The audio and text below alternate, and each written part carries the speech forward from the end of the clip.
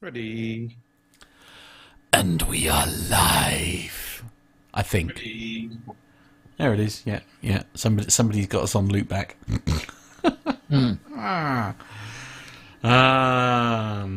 Sturman's tuned in. The wedding man is tuned into the show this evening. Now, I need confirmation here. So, a very nice gentleman I had a conversation with at the Balloon Festival in Old Buckingham. Richard, is that you that I was speaking to? Just out of interest. I think it was you. I might be wrong. There was somebody who came up. Well, there was a couple of people, wasn't there? Because Mr. Tricker was there, wasn't he? He came up and said hello to me. And then I think... Certainly was. Thank you, Richard. Well done. Sorry, I'll put the cameras on in a minute. I'm very late to the party today. I wasn't supposed to be here at all, and I am here, which Carlos is very grateful for. However, I think we're all very grateful. But I just need to try and work out some issues with a share screen function. So just bear with me a moment. Don't know quite why it's wigging out like it is. There we go. I think we're away.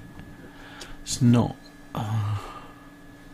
No, you silly computer. Sorry, nearly there, guys. Just bear with me a moment. Well, while we're going live here, I've scheduled an interview for this Tuesday with the owner of Timber Tiger Aircraft. Ooh, swanky. Look them up. They're actually creating kits of the old Ryan ATL. It's an old World War II primary trainer, as well as the Curtiss Jenny. Kind of similar to what Booker's doing over there in Germany, where they're creating these LSA light sport experimental replicas of the Jungmann and the Booker. Oh, somebody help me. There's Jungmeister, I think. The Jungmann and the Jungmeister. Really pretty airplanes. Home-built kits. Sounds that'll be one worth tuning in for. Yeah, brilliant. Yeah, well, never mind. We'll save it for the interview. Yeah, I don't want to spoil anything. Oh, no, I do love a spoiler alert. I do love a little spoiler. A teaser is the word I think we're looking for. It's more of a teaser than a spoiler. 1,500 hours. That's how long on average it would take you to build one from the standard kit. That's a frightening number. Yeah, so I figure it's perfect for the retiree. Perfect for, I don't know, someone that's perhaps not married. Yeah. Someone who isn't going to get grief, basically. Or someone who is married that just wants to get away for 1,500 hours. Have a little bit of me time, shall we say. Someone who is married and then will not be married. Yes. But enough about Carlos, eh? Do you guys remember we went to Seething and that gentleman was building the RV6, I think it was? Oh, in the hangar, yeah. Yeah, the little shed. He's been a couple of years already doing that. He was only on the wings. Those were the days, eh? Yeah, I do miss the Seething Air Show. Well, I meant more the fact that Armando would be able to pop over and that sort of thing, because he was only in the sort of the Bury St Edmunds area. But yeah. Sturman did ask the question the other day. Actually, Armando, he said, "Were you coming over for the September air show?" But I said, he'll be there in spirit. Yeah. September is pretty busy with Reno. Anyway, I bet this is going to be a it's already sold out. The Reno Air Races general admission's already sold out. So they're also bringing back a lot of the old gold class winners. So a lot of the original racers from the 60s, 70s, and 80s are coming back, and they'll be on static displays. Oh, wow. Shaping up to be a really nice show. I've actually had people reach out to me and say, "Hey, can you get me a ticket?" And I was like, "No, sorry, I don't." Yeah, I don't have a power. Yes. Yeah. Did we start early? Of course not, Micah. This is pre-show banter. Pre-show banter. We never start early. How rude. We adhere to a clock, don't we, Nev? We're very strict on these matters. Yes. 1 minute. Yeah. I did have a little nostalgic moment today as I was walking around downtown Knoxville. I found a used and rare bookstore, and there was a section called Vintage European Travel, and sure enough, there was a few books called the Byways. It's like highways and byways of each county. So of course I picked up Suffolk and Cambridge. Love that. Right, about to go live then. Hopefully you have written your intro now, Carlos. Oh, it's all done. Oh, very good, very good. Well done. Okay. So, Hello, Oscar. 15 seconds out. Hey. Hi, Oscar. Happy to be back. 10, 9, Here we go then. 8, 7, 6, 5, 4, 3.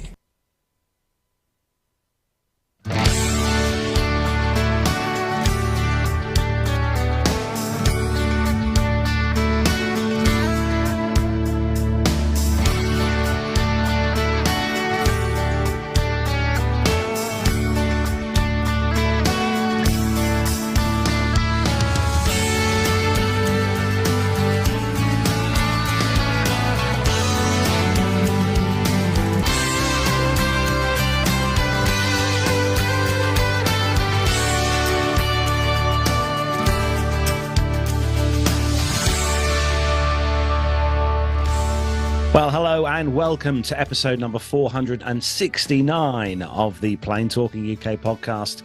I'm Carlos, and in this week's pack show, 1737 takes a licking but keeps on rolling, an A380 has a run-in with a drone, and even airline CEOs get their hands dirty. In the military news this week, the Ukraine is finally getting those F-16s they've been asking for, and a new blended wing design gets to go ahead for development. So, joining me this week across the field, well, not across the fields, across the village here in the lovely village of Bungay in Suffolk, it is, of course, Matt Smith. Hello, hello, hello. Yes, I wasn't supposed to be here today, but here I am, spoiling you. Everyone, yes, Nev and Armando are particularly relieved because it means I'm back in charge of the studio.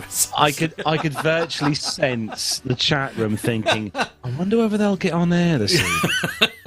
Apprehensive, I think is the word. Yes. Yes, happy to be with you. Change your plans, as I say, but happy to be here. Yes, you're off to go meet John, aren't you, tomorrow, Matt? Yes, all being well. Yes, absolutely. I'm gonna try. I've got another show to record before I go to bed. But yes, that's the plan. You'll be fine. Yeah. You'll be fine. And also joining us.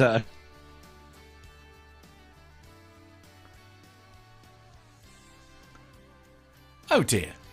Okay. I seem to have lost them.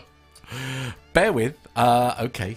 I love this. Bear with me a moment. We seem to have had a slight technical moment. Bear with me. Hang on. We'll switch that to the thingy.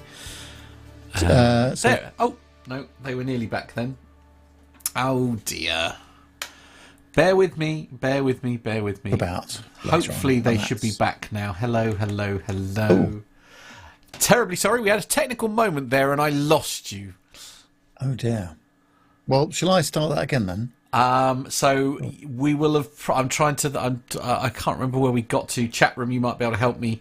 What was the last thing that was said before it all went terribly wrong? Basically. Hopefully somebody might be able to help me because I can't remember. It's sort of all frozen. And it was all going so well. It was all going so well. See, if you had been not doing this, Carlos, none of this would have happened. So. Yeah. Take two. Second verse, same as the verse. Carlos was introducing me. Yes, so we'd done that. Okay. So I reckon. So yeah. So if you do the introduction to Nev, then please, and we'll take it from there. Okay. No, hang on. I've got a problem. You're frozen for some reason. Are you getting video back from me?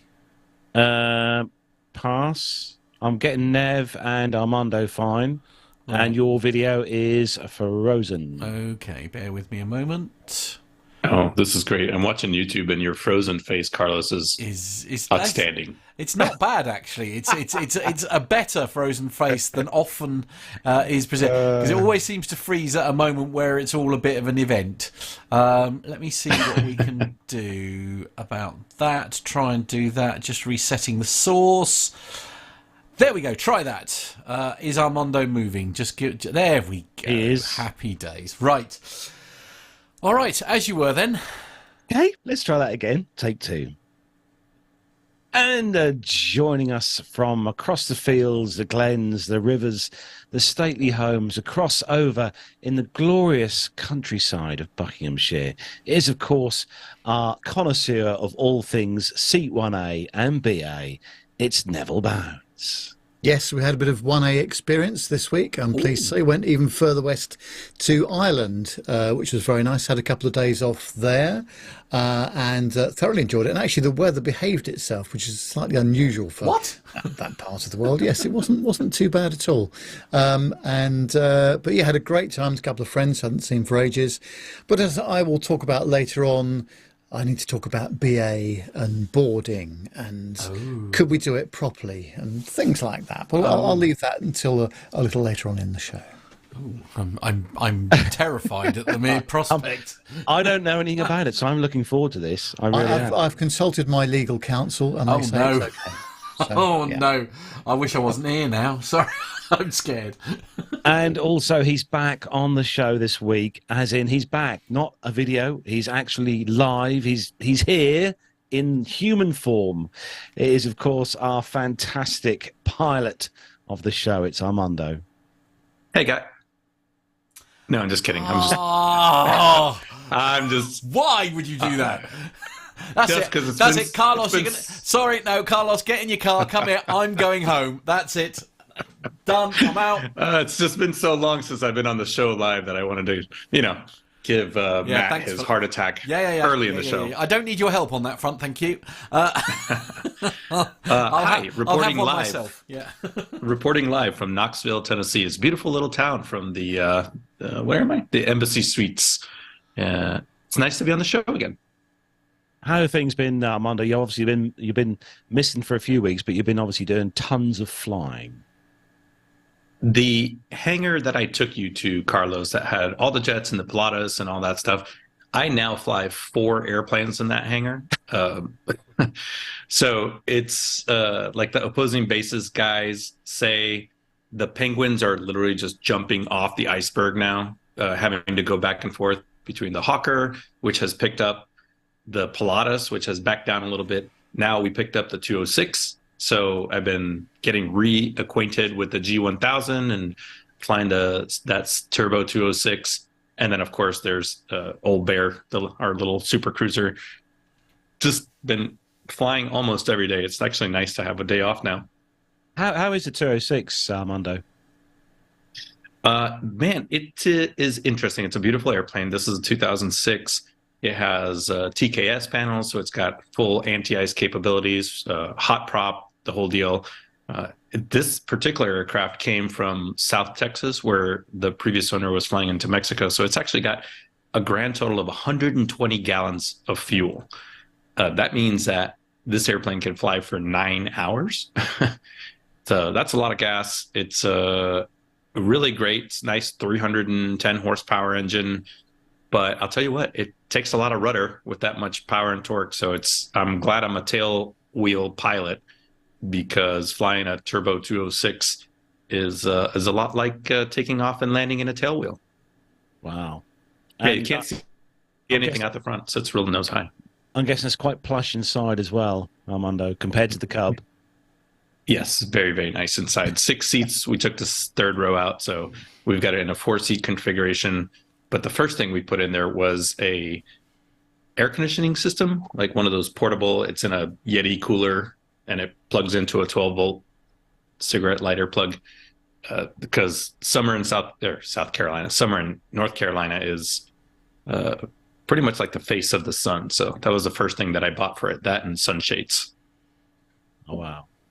Well, we look forward to hearing more about the 206 and the adventures that you're bound to have. Well, the great thing is now when Matt shows up, we have a airplane that we can take wherever we want to go, and Matt will actually be comfortable in it. Yeah, I'm looking forward to hearing those reports, Matt. Quite excited by the sound of that. Where are we going? Anywhere nice? Beach or mountains, your choice. Ooh. Decisions, Matt. It's horrible, isn't it, to have this level of fun? Surprised me, I think. That's the thing. I mean, I don't know America, so you take me to somewhere where you think's amazing. That's what I'm saying. All right. We got another month to figure it out, so we'll come up with something. That's scary, by the way. Just saying. I can't. I mean, I feel like this has been in the offing for I don't know how long, and to think that it's literally what a month and a few days away. That's really scary. It'll soon come round. I know. You'll soon be there. I'm so excited. So we're going to say hello to everyone who's joined us in the chat room this evening. Some of whom have been in there quite early this evening. Richard Adams, hello to you. Mazoos, our local listener, Mazoos, good to see you in there. Shorty Cosgrove, good to see you in there, Shorty. We have got, let me scroll down, Oscar is also in there. Good to see you in there, Oscar. Hobby Time, hello to you. Richard E. Flag, UK Airfields, hello to you. Good to see you in there, Richard. I met Richard actually at the Old Buckingham Balloon Festival. Which was nice. Yeah, we had a lovely chat. See, I told you you've got fans, Matt. Not that at all. But as I say, it was great to actually sort of catch up. And we didn't get a chance to sort of do much talking, sadly, because I was right in the middle of doing some on-air bits and pieces at the time. But yeah, we had a chance for a bit of a catch up. So yeah. And Captain Ridiculous Wits, good to see you in the chat room as well. This is our main man, Uncle Micah, is also in the chat room. Hello to you. Jonathan Warner, our resident military aviation photographer, is also there as well. Good to see you in there. And actually, Matt's picture behind him on the green screen is courtesy of Mr. Warner this evening. Thank you for that. Absolutely. Also, I was going to say, he does occasionally take like commercial aviation photographs as well, but they're more by mistake. There we go. This is the picture that's behind me for those of you watching on YouTube. Absolutely beautiful. I think it was in Switzerland he took this, from what he was saying. But yeah, sorry. Masha, carry on. Hello to you as well in there this evening. Good to see you, Masha. Alex is in there. Hello to Alex as well. Captain Cruz, Paul Tricker. Hello to Paul, one of our local listeners as well. Saw Paul at the Old Buckingham Balloon Festival as well. Yes, he did. He did message me. Let me scroll down, make sure I don't miss anyone. Armando's in there. It's always good to see Armando in there. I've heard of him. His blue spanner of doom wielding, ready to attack the box. Nev, you've got a blue spanner as well, haven't you? Nev has, yeah. Yeah, that's all right. That's fine. Yes. Yeah, and our main man Micah has also got his blue spanner. There's blue spanners everywhere. Good. Well, when those bots arrive, we need plenty of people on it. You see, we do. So, if you are listening to us on the audio podcast, don't forget we are live every Friday night here on YouTube, 7 o'clock. Look for us on YouTube, Plain Talking UK. Don't forget to hit the subscribe and that bell icon to be notified when we are live recording new episodes like we are right now, because we'd love to have you in our chat room with all our family members.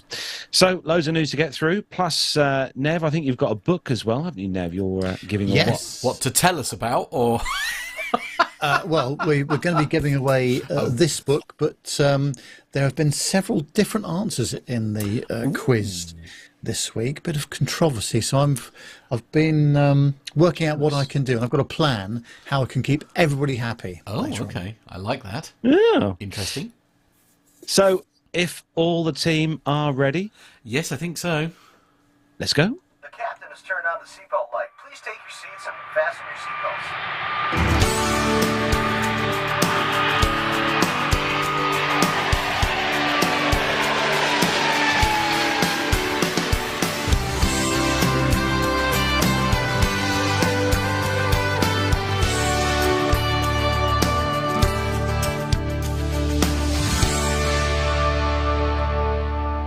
Probably the aircraft saying it. There you go. Carlos? Hello. So I couldn't hear the music. I couldn't hear my cue. Oh. First story this week in the commercial news. 1mileatatime.com. This comes from to us from. And Armando, I'll be interested to hear your take on this story. It broke this week on the news. There was many pictures and videos on social media as well. And it's all about the Alaska Airlines 737 that had a rather, I'm going to put this, heavy landing this week. The incident happened on Sunday, the 20th of August, and involved the Alaska Airlines flight AS1288 from Seattle to Santa Ana. The flight was operated by a nearly 15-year-old Boeing 737-800 with registration November 516 Alpha Sierra. The 2-hour and 39-minute flight was routine until it came to land at John Wayne Airport. There were heavy winds and storms in southern California, making for challenging conditions landing at the airport. It's also worth keeping in mind that Santa Ana Airport has one of the shorter runways used by commercial jets at just 5,700 feet long. Around 11:15 local time, the aircraft landed so hard that the left landing gear punctured the wing of the aircraft, and eventually the left side gear collapsed quite a bit, leading to the left-hand engine cowling dragging along the runway. Fortunately, no one was injured. However, the aircraft could no longer move once it was on a taxiway, so passengers had to be deplaned by stairs and then taken to their terminals by bus. While aviation is incredibly safe, we do see major incidents like this often. When they happen, they can't help but wonder whether the aircraft involved will be fixed or written off.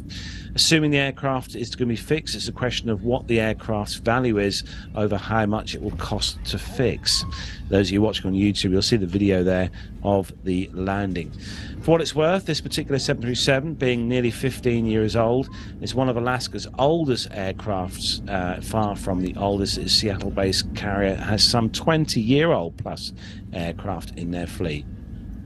So looking at the damage on the aircraft itself, Armando, what's your take on obviously we've got the video of the landing, and there was also, I think, a discussion on various social media sites as to the weather conditions on this particular flight, but what's your take? Yeah, this happened, well, actually I've spoken about John Wayne Santa Ana Airport, Orange County Airport before. It was actually just a couple of weeks ago we were talking about it, and I was using it as an example of one of the shortest runways that commercial airlines use regularly. I was talking about flying the Pilatus in there a couple of weeks ago, and with United, American, Alaska, they're all taking their Airbuses and 737s in there. I think we were talking about performance limitations and density altitude about 3 episodes ago. So on a clear, calm day, Santa Ana is already challenging for a 737.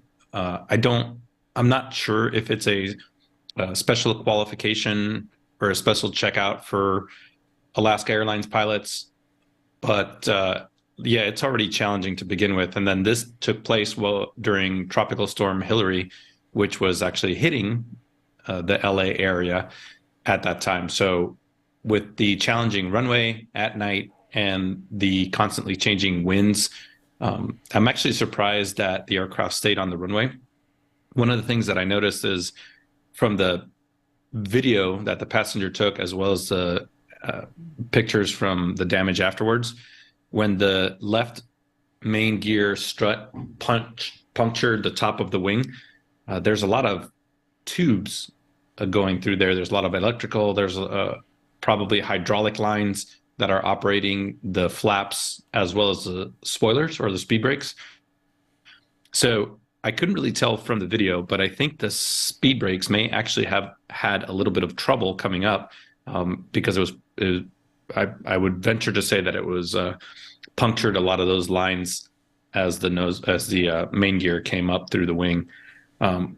This is an interesting one. I think this airplane can be repaired, but I would put it kind of on the edge of whether it's going to be written off or not, depending on the damage. I mean, a 15-year-old plane is not that old, is it, in terms of relatively new. You know, I'd say it's sort of in the middle of its life, isn't it? I mean, 25 years to 30 years is not unusual, is it, for a like 7.3 or a 7.4? No, not at all. In fact, I sometimes I question why they put that in there. It's kind of irrelevant to the story. The airframe may be 15 years old, but these aircraft go through major landing gear overhauls every couple of years anyways. So the landing gear itself might only be a year old or 2 years old. So it's kind of an irrelevant fact in there about the age of the airplane. You know, and I mean, the maintenance schedule is very sort of full on, isn't it? I mean, it's if it even so much as needs a washer changing, then it's just done, isn't it? That's the way it goes as part of inspections and stuff. So it's a bit like when they do news stories and they say that, you know, such and such from Dis, aged 48, was arrested for, and you think, what's that got to do? It's a bit like that, you know. What on earth has that got to do with anything at all? The aircraft or indeed person's age is completely irrelevant in almost all of these situations. Nev, do you remember that 777 that crashed at Heathrow?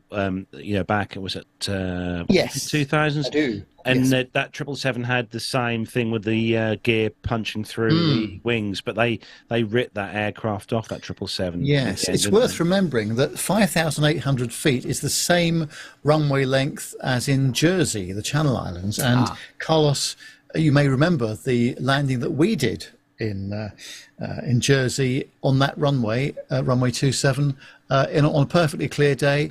And I think we touched down within the touchdown zone, and it was a lot of stopping going on before we made the last turn off for the to go onto the ramp. But imagine that had been a very bad day weather-wise. That would have been seriously challenging, wouldn't it? Yeah. It's on such a short runway. You're not. I hate to say this for the passenger's sake, but you're actually not trying to grease it on. You're not trying to do a smooth landing. That runway, you're trying to put the aircraft on the ground, get it into reverse, get the speed brakes up, and get it slowed down in the shortest amount possible. But we always brief up on short runways on the jets. Hey, this is going to be a firm landing. The idea is to get it on the ground, make sure your speed is under control, so there's no float. So because even 5 knots above your ref speed, much less 10 knots above your ref speed, will make you float a good 1,000 feet, depending on your weight of the aircraft. And you don't have 1,000. Yeah, I was just thinking as well that, of course, the importance of speed brake deployment as well is very key, because unless you've killed the lift over the wings, the brakes will be completely ineffective, presumably, once you try to get the thing stopped. Yeah, absolutely. You need all those things, especially on such a short runway.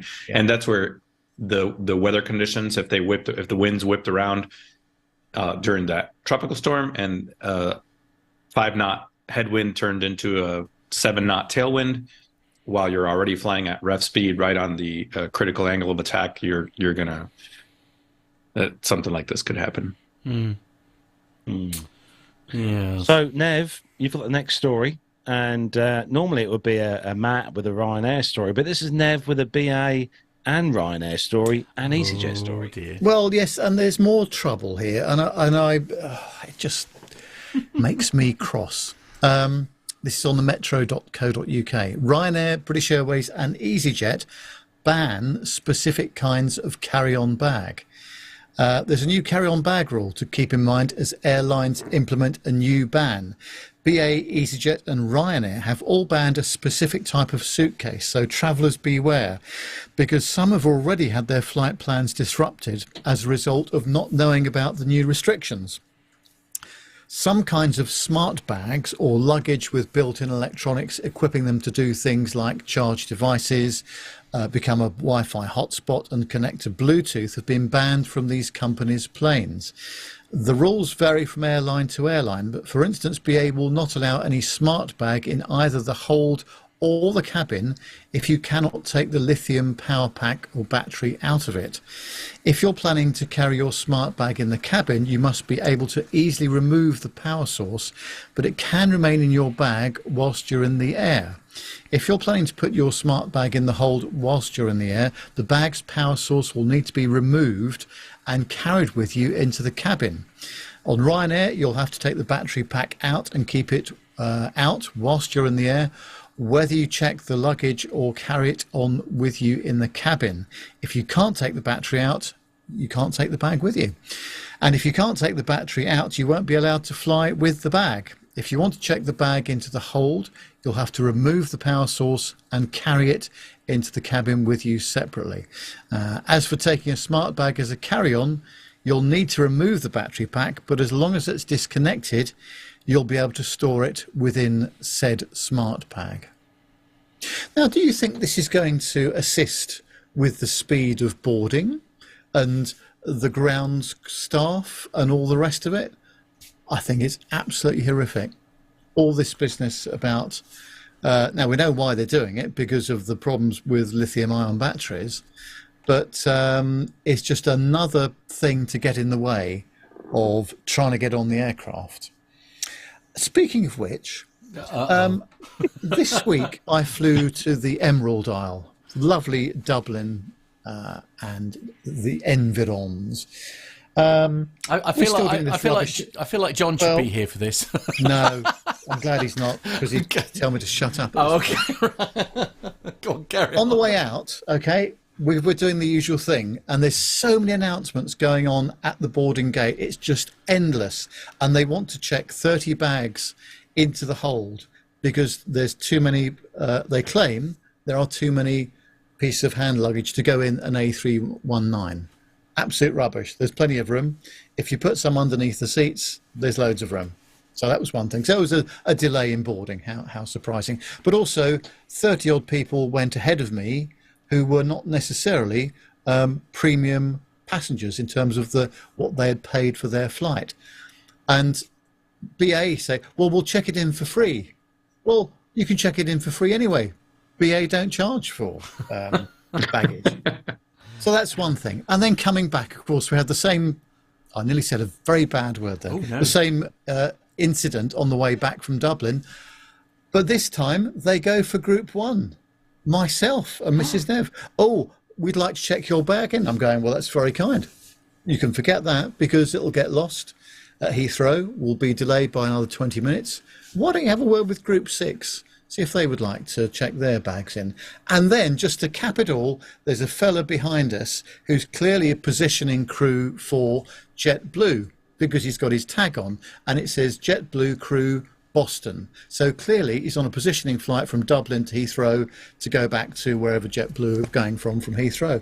And even he gets asked by the ground staff, would he like to check his bag in? Oh, for goodness sake. Seriously? What is wrong with these people? Clearly, a positioning member of crew does not want to be buggering about, if I'm allowed to use that word, waiting for his checked bag to come out of the other end.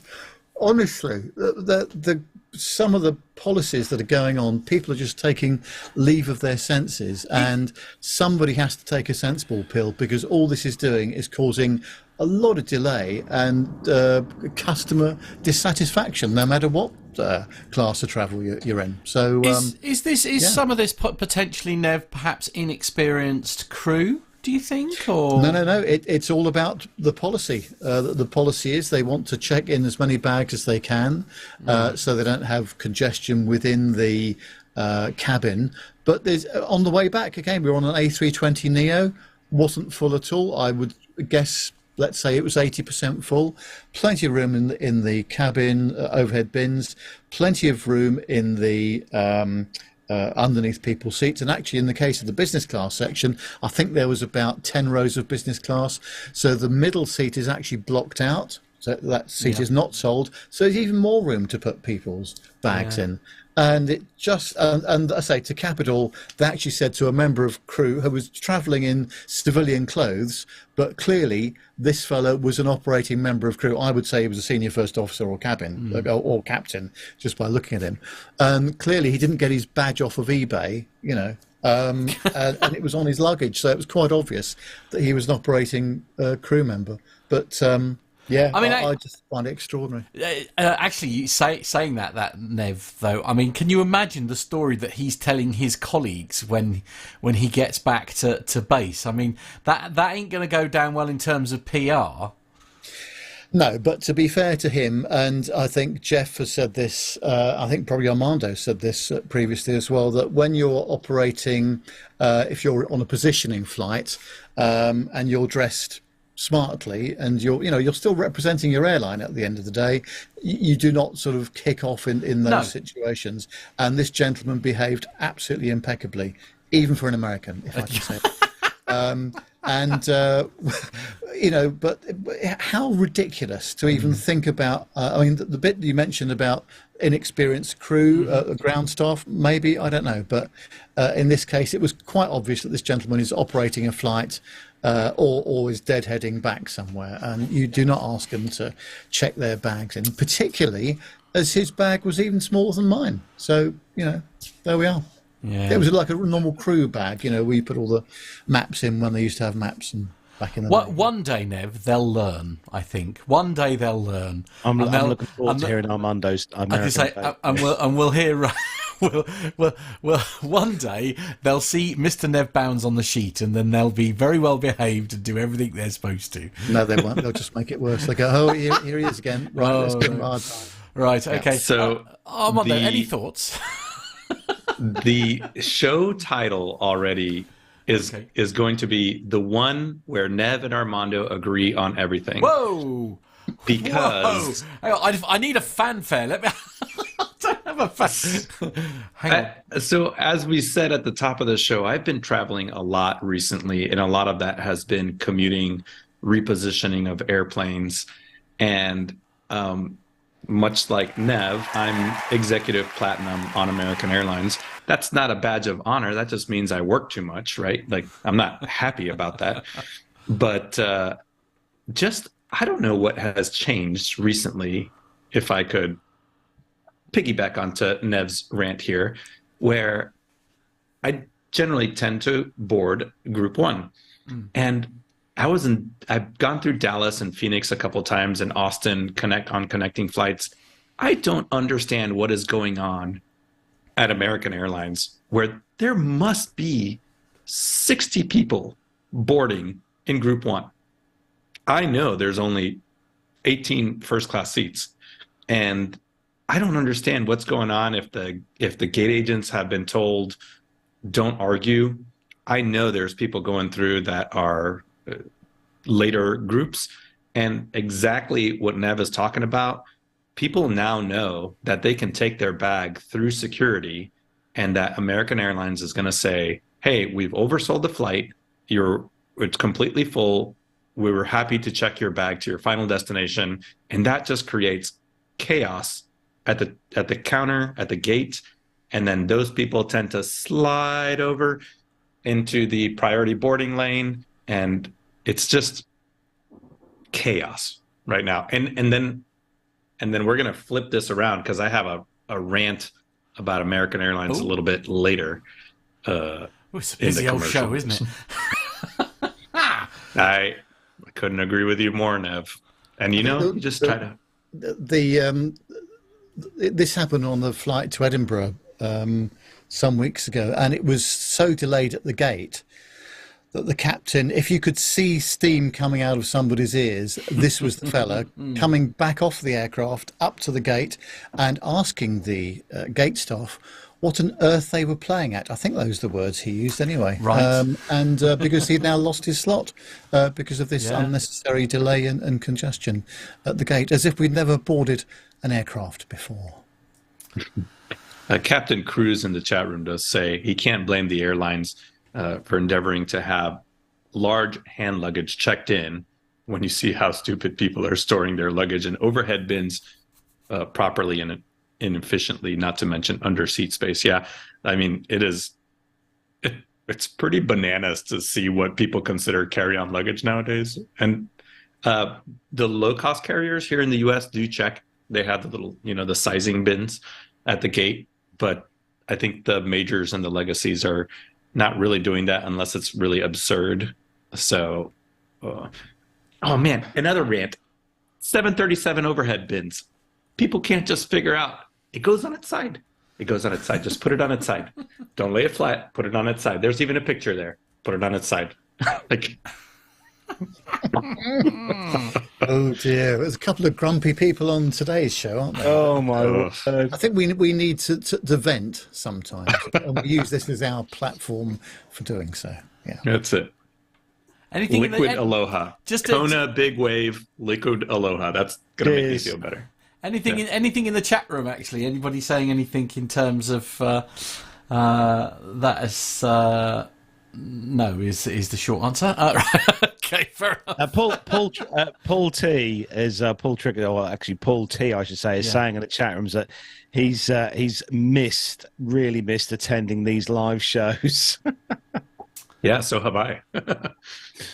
But no, I'm sure you'll have more stories. Both of you will have some more stories to come, I expect, in the not too distant future. But we have got an incredible story next, Armando, about a certain airline that we all used to love, know and love. Yeah, in the reboot, Monarch Airlines, the iconic British airline that ceased operations, sadly, in 2017, has recently announced that it's going to relaunch after a successful transferring of new ownership and this 6-year pause. Wow, I can't believe it's been 6 years. We were doing this show when this happened. Yeah. The company is now promoting itself as a premium alternative to competing low-cost leisure carriers in the UK. And it has revealed some details about its imminent relaunch to Airways magazine via an exclusive interview with Daniel Ellingham, the chairman of the board at Monarch. At the time of the writing, Monarch is beginning to phase their operational comeback and has received some initial investments with firms in the European Union and the United Kingdom. As of August of 2023, Monarch Airline has actually taken its first steps towards the goal of operating revenue flights. The carrier has secured crucial investors both nationally in the UK as well as internationally in the neighboring European Union. On the other hand, no official operating certificate application has been sent to the CAA. They do expect to make initial contact with the CAA in the next 3 to 4 weeks. As well, Monarch has just initiated its promotion and advertisement on various online platforms, such as Instagram, Twitter X. I like that, just Twitter X. We'll just call it both. Yeah. As well as launched an official Facebook account and reactivated a website under the brand name Let's Monarch, which is the official nickname that has been chosen for its social media. And along with the launch of Monarch Airlines, the company stated that there will be an accompanying Monarch Holidays venture in the form of an online travel agent, and this will be completely integrated into the airline business. So we're looking at a consolidated fleet of about 35 aircraft, all Airbus A320s, and a single Boeing 737-800. There you go. So I think everyone in the chat room is saying the exact same thing, which is, well, shall we call up Captain Al? Yeah, absolutely. Now, forgive my... so can anybody remember, Carlos, you remember useless information like this, so you may be able to tell me. How many aircraft did they have prior to collapse, roughly? I mean, they had, I think their fleet was nearly 40 aircraft, mainly Airbus. Right. So it's not a million miles away from... No, I don't think so. Yeah. I mean, back in the day, Monarch operated quite a diverse fleet. Monarch even operated the DC-10 back in the early 90s. Yeah, they had a DC-10. Used to fly out of Manchester, I think. I mean, I flew with Monarch a number of times when I was, a child and that, and I can always remember there was always something about Monarch that was different to the low-cost carriers like Ryanair and easyJet. Monarch was always that kind of more family-focused airline. Like the crews were more, more engaging, I should say, with passengers. Monarch. Yeah. I think Jet 2 probably are the closest to what Monarch used to be, I would say. Yeah. I think Richard Flagg in the chat room is saying the same thing. They were always a good name in the industry. And I remember hearing not hearing about, but learning about Monarch the first time I moved to the UK in 2005, and it was certainly I never got to fly on Monarch, but always had a really good reputation. Well, and also, I mean this in a very positive way. You wouldn't have had Captain Al flying for them so long if they weren't, a decent company to work for, and and doing things right, and that, because the one person who will tolerate who won't tolerate any poor standards would be Captain Al. So let's hope that continues. Actually, of course, I was going to say, for anyone who lives in Manchester, they've actually got the nose and forward section of one of Monarch's DC-10s there for visitors to look around. Of course, this is good for jobs too. If Monarch makes a comeback, their bases were Luton, Birmingham, Gatwick, Manchester, Leeds, Bradford, right? So if they are able to establish those bases again, slowly or incrementally, then great for the job market in those cities. Yeah, things are picking up. I think if they can get going and survive, things are on a turn, I think, within the aviation industry. Matt, you've got the next story and good news for Dubai. Indeed, it is in aviationweek.com. That is the publication, and the headline is Dubai International Airport tops 2019 passenger levels in H1 2023. Now, I did say, didn't I think, Nev, when it was just you and I was saying about this, I think, because it was, I'm trying to think, was it Stansted, I think it was, that was now at pre-pandemic levels, and I did say to you then, I have no doubt that we're going to be hearing reports from loads of airports off the back of this about, things returning back to normal. Yep, absolutely. Indeed. Dubai has joined the club then, essentially. Dubai International Airport pushed past 2019 passenger numbers levels in the first half H1 of 2023, with India as the top destination country for the airport during the 6-month period. DXB, or Delta X-Ray Bravo, that's the airport code, is it not? I think yes, it is. Handled 41.6 million passengers in H1. So is that the first quarter? So that's the first 3 months of this year, essentially. Is that right? First half of the year. First half. Wow, okay. Sure. Which is still a huge number, isn't it? 41.6 million passengers, just above the 2019 levels and up 49.1% over the 27.9 million passengers handled at the airport in the first 6 months of 2022. DXB, the home hub of Emirates Airline, handled the 5th most passengers in the world in 2022. I feel like I should do that like Clarkson. In the world, including more international passengers than any other airport, according to the Airports Council International World. DXB CEO Paul Griffiths said that in a statement the airport is increasing its forecast for the full year, projecting it will handle 85 million passengers for the 12-month period, which would be 1.6% below full year 2019 levels. The airport had previously forecast it would handle 83.6 million passengers in 2023. India was DXB's top destination country in H1 2023, with 6 million passengers flying between Dubai and Indian destinations. Saudi Arabia, 3.1 million passengers, and the UK, not far behind at 2.8 million passengers, followed. The top city for DXB traffic in H1 was London, 1.7 million passengers, where Emirates served Gatwick, Heathrow and Stansted airports. Mumbai and is it Riyadh? Sorry, Riyadh. My apologies. Around 1.2 million passengers each followed. DXB notes it is connected to 257 destinations across 104 countries via 91 airlines. The airport says baggage volume in H1 2023, 37.2 million checked bags handled, was up by 7% over the first 6 months of 2019. DXB notes 92% of bags were delivered to passengers within 45 minutes. DXB said that it is optimistic it is optimistic, I should say, about the levels of demand in the second half of the year and foresees a strong 2023-24 Northern Hemisphere winter season. Well, there we go. I have to say, I love flying. With me and Gemma have flown through Dubai Airport a number of times, and it's such an airport to go through. They've got a blooming lake that flows through part of the terminal building. It's quite the thing to sorry, see. say that again.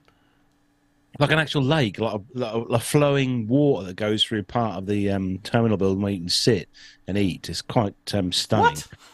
It's phenomenal. Insane. The airport is amazing. It really is. The only problem is it's so blooming big that if you've got to go, if you're connecting a flight from somewhere to another place, and you have to go far, there is a number of trains and stuff. The underground kind of shuttle trains you have to get on to go from point A to point B. But it's a stunning airport. It really is. Really is a stunning airport. Nev, we've transited through there, haven't we? Me and you.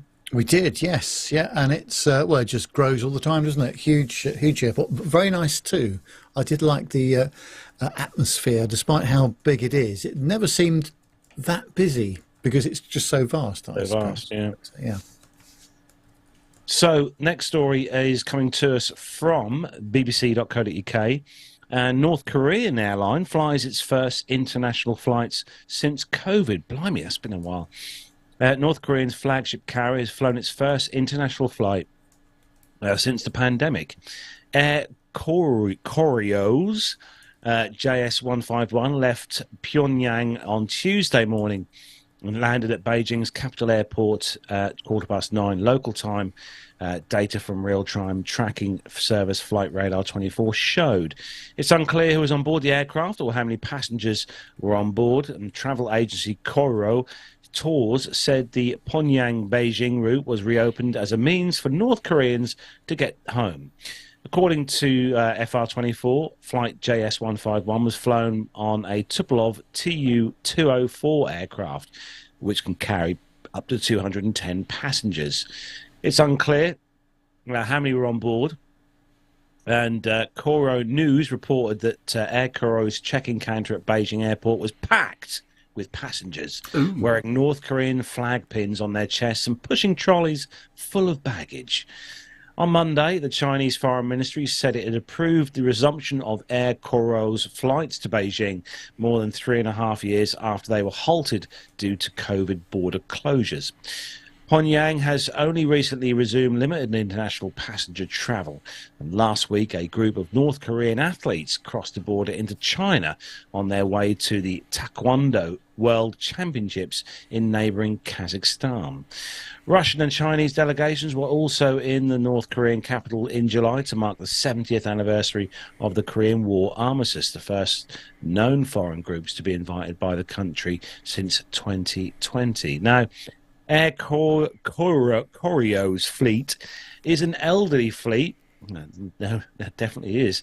Believed to be of some 21 Soviet-era jets, being the likes of the Ilyushin 62, as Matt's showing on the screen for those of you watching in the world of YouTube. It's one of those countries, you see on the old programs on telly, and you think, would I want to go to North Korea? It's something about it. When you see it on the TV, it's like... I mean, I'm sure it's a lovely part of the world. Yeah. It's nice to see on TV, but I think that's, as far as I'll go. Armando, I'm guessing you've never ventured to North Korea? No. No, I've never been to North Korea. I think if I stepped foot into North Korea, I would not come back from North Korea with my background and history. Oh dear. But yes. I have heard that it is a beautiful country though. Oh, I'm sure. I mean, I've heard reports that, Russia is an absolutely beautiful country. I have to say it wouldn't be on my go-to list at the moment. No. Indeed. And moving swiftly on to the next story, Nev. We haven't had a drone story for a little while, but I mean, it was going to happen at some point, wasn't it? Oh, absolutely, yeah. I'm surprised we haven't heard it more, actually. But this is on simpleflying.com. It says that an Emirates Airbus A380 landing in Nice was damaged after reportedly striking a drone. One of the plane's wing slats suffered damage from the collision, and the jet remains grounded 4 days after the incident. It was on August the 18th, flight EK77 from Dubai International to Nice Côte d'Azur Airport and touched down at 13:08 local, seemingly without incident. However, upon landing, it was discovered that one of the A380's right leading edge wing slats had been damaged from a suspected mid-air drone collision. And these pictures are from A6EOM via Flickr. And it says that Emirates spokesman told Aerotime that Emirates can confirm that flight EK77 from Dubai to Nice on the 18th of August landed normally and passengers and crew safely disembarked. Upon landing, engineers discovered some damage to a slat in the right wing, and the aircraft remain on the ground to undergo further assessments. France's accident investigation body, the BEA, has confirmed that it's looking into the incident but has not confirmed the involvement of a drone. Emirates also stated that it had no information on the origin that caused the damage to the right wing. The affected aircraft registration, which was Alpha 6 Echo Oscar Mike, remains in Nice 4 days after the suspected collision. The 8-year-old plane was delivered to Emirates in August 2015. It received a replacement part for its damaged wing on August the 20th, but the airline is keeping it grounded in Nice for now, stating that safety is its main priority. The return flight to Dubai was cancelled and operated by a replacement aircraft the next day. There's been a lot of concern regarding unauthorised drone activity in and around airports since drones became increasingly available to the public in the early 2010s. Several near misses of commercial aircraft have occurred over the years, including the British Airways Airbus A321 flying out of London Heathrow in December 2020. One of the most notorious drone-related incidents happened at London Gatwick in December 2018 during the busy Christmas travel rush. It forced the airport to close for 2 days, impacting 1,000 flights and around 150,000 passengers. Gatwick has since suffered several more drone incidents as recently as May of this year. Dublin Airport has also been an unfortunate target of regular unauthorised drone activity. In February, the airport was forced to suspend operations 3 days in a row due to repeated drone sightings. The airport has now resorted to anti-drone technology, which works by jamming the frequency that drones use to operate. Now, of course, on the A380, there is a high-mounted tail camera. And I wonder whether, because it just gives a complete view of the aircraft from the rear fin, basically, rudder and tail area of the aircraft. It'd be interesting to see whether that is recorded at all and whether any activity was picked up on that. But another worrying development, isn't it? Yeah, it's surprising the damage that it caused on that. Actually. That's what shocked me, actually. I mean, as you say, they managed to land it without any real... Sorry, I'm going to pop it back. I know it was up for quite a long time, but I mean, if you look at that, like under that, like leading edge there on the left-hand side, I mean, that's significant. Yeah, I mean, there's plenty of redundancy obviously built into aircraft for all sorts of, possible mechanical failures and what have you. But bearing in mind, on approach, an A380 is probably doing 150 knots, something like that. And even if the drone was stationary, that level of collision is going to do a lot of damage. And thank goodness it didn't go down an engine. That was the other thing. So, as we've said so many times, we're always going to have reports of this kind of thing going on. And it's frankly more by luck than judgment that something bad has not happened already. Do you have this issue in the States, Armando? Because obviously we do near enough 90% of the stories we talk about drones that are in the UK, around UK airports. I mean, is it a big thing in the US with small UAVs? Absolutely. They're all over here. There's all kinds of reports. The FAA has a task force dedicated to this, and It is a constant. They've tried to solve it by additional training, and we get pop-up TFRs, or not TFRs. Sometimes it's TFR. We get pop-up NOTAMs. But now, like everything else NOTAMs, you see a NOTAM that gets all the way buried. So now when I fly in and out of any airport, major or regional, there's probably 8 or 9 NOTAMs dedicated to UAS or unmanned aerial system operations. And that's just the ones that are actually doing the right thing and reporting it and going through the paperwork. But I'm sure there's thousands and thousands that are not going through that process. Well, ironically, the ones that are causing the problems, of course, aren't the ones that you need to be worried about almost, are they? I mean, that's the thing. Because the response, those who are bothering to register their drones and that are likely to be the ones who are flying them completely appropriately and not doing anything they should do. And Richard Flagg points out the majority of drones have geofencing built in, and I know you've talked about yours, Matt. That does have, so you can't fly in restricted airspace. But for me, when I'm flying the Cub, I usually fly at 1,000 feet. Yeah. And I'm not in any kind of airspace. I actually avoid any kind of general, airspace, like it's like the floor is lava. So I like to just go out and fly over the mountains and go fly over the lake.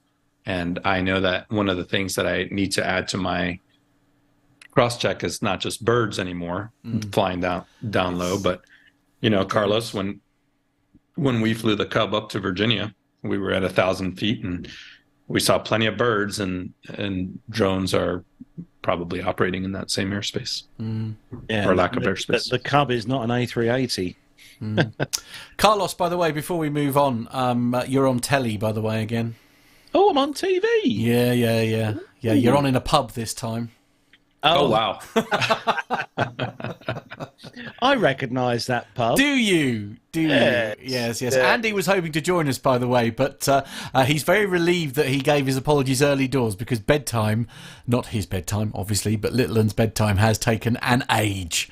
Bless him. But he is now. To have you with us. Yes, he is now in the pub in the garden, enjoying a well-deserved beer. That's what we like. I don't blame you, Andy. Yeah. I am as well. Pint of Adnams bitter here. Lovely. Oh, very good. Very good.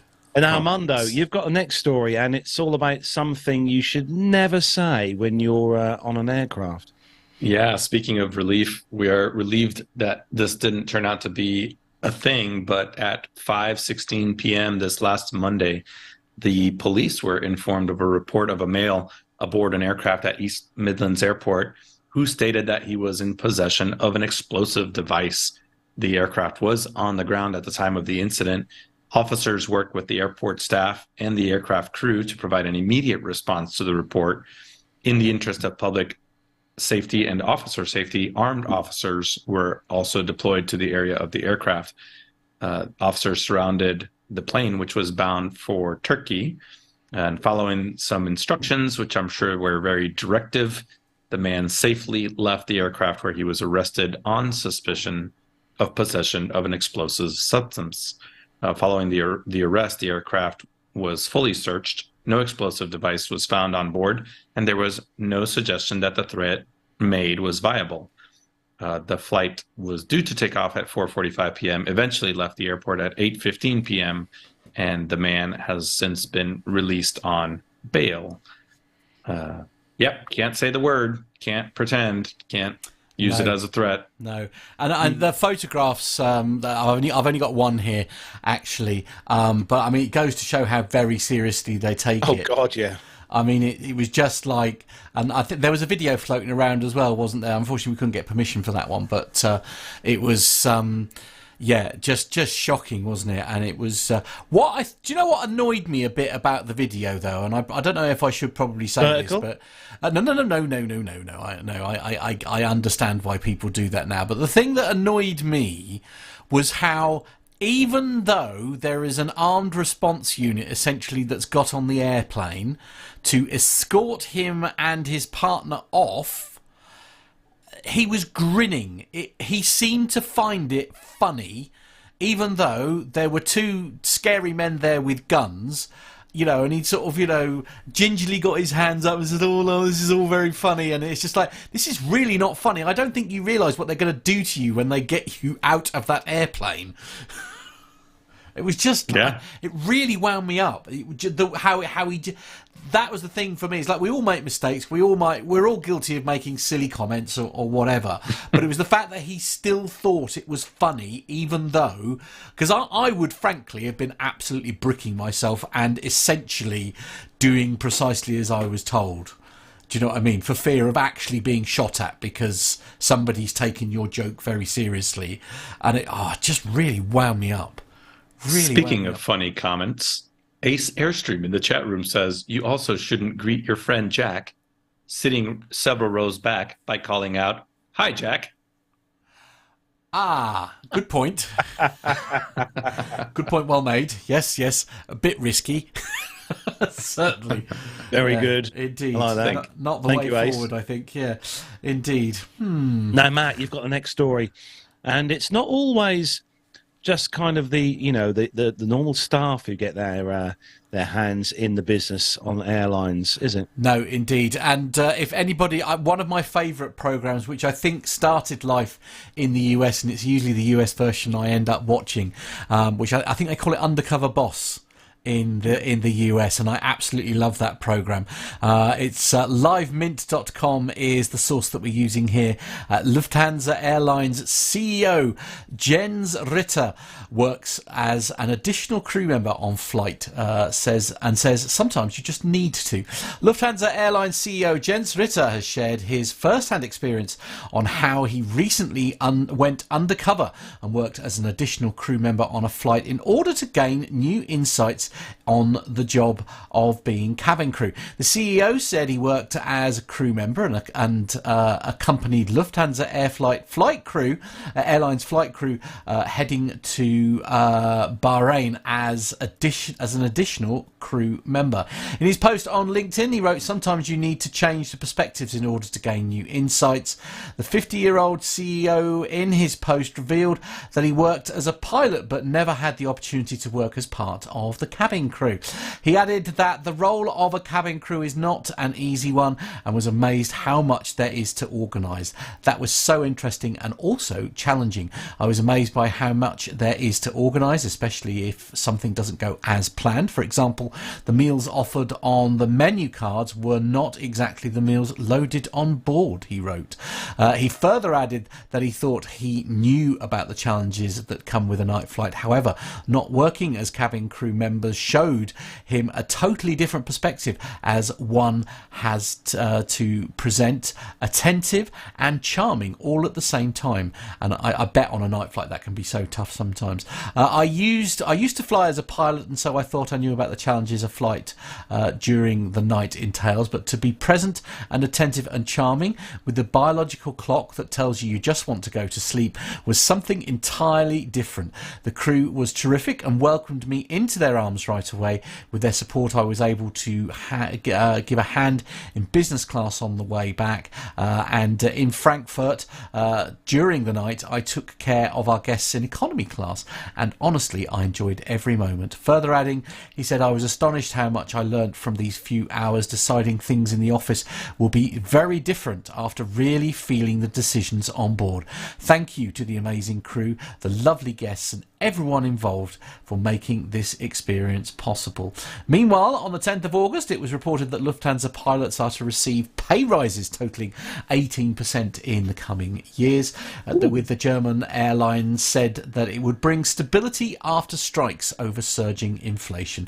This was the latest hefty wage increase in Europe's top economy as workers battle fast rising prices, although there have been some concerns the deals could add to upward pressure on inflation. The German flag carrier was hit by pilot and ground staff walkouts in 2022 that crippled operations, although the pilots had suspended strikes since late last year, AFP has reported. I wonder whether we'll see BA's CEO. Yeah.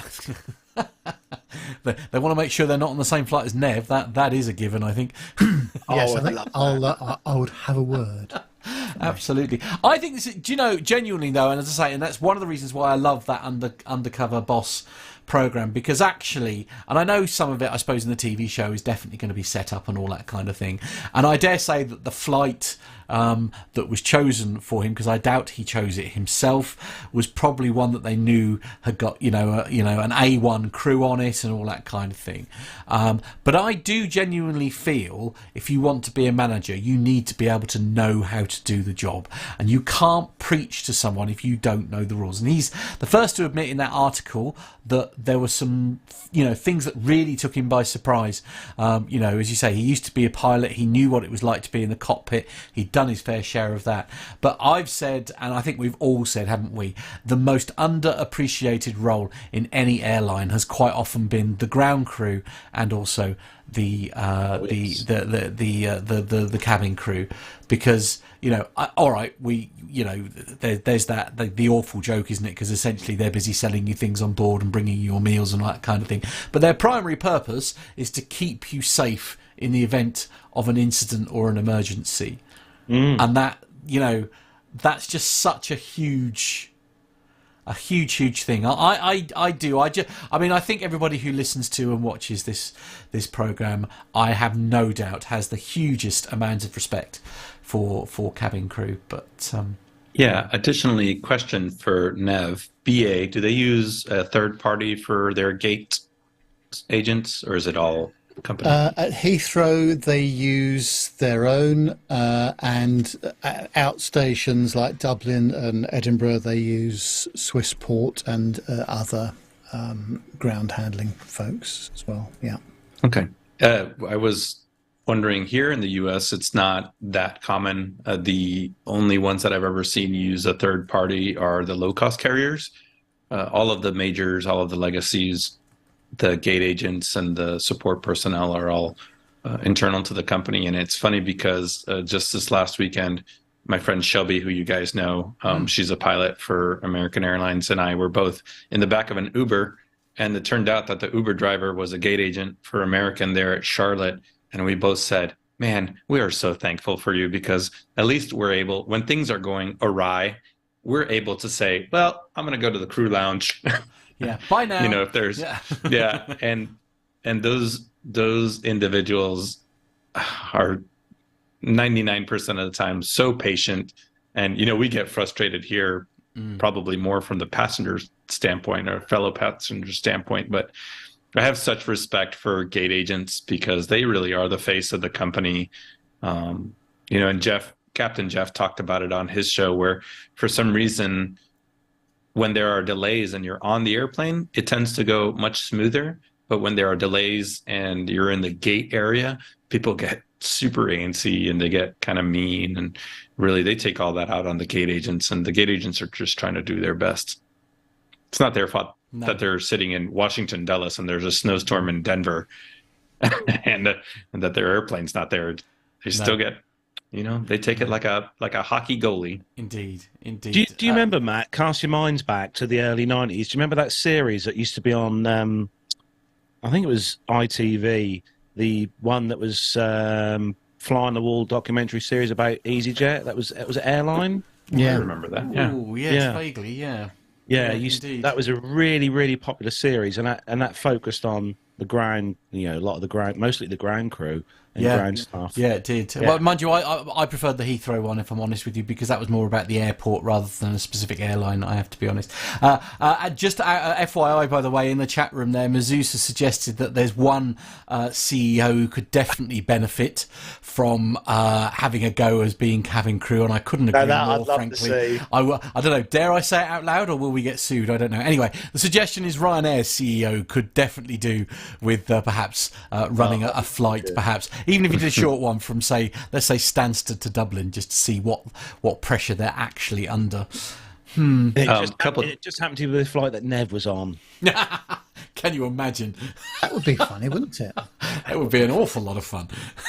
I've got a couple of chat room comments. Masha actually brings up the fact, I wonder how that works in terms of liability when he's working as a flight attendant without the full flight attendant training.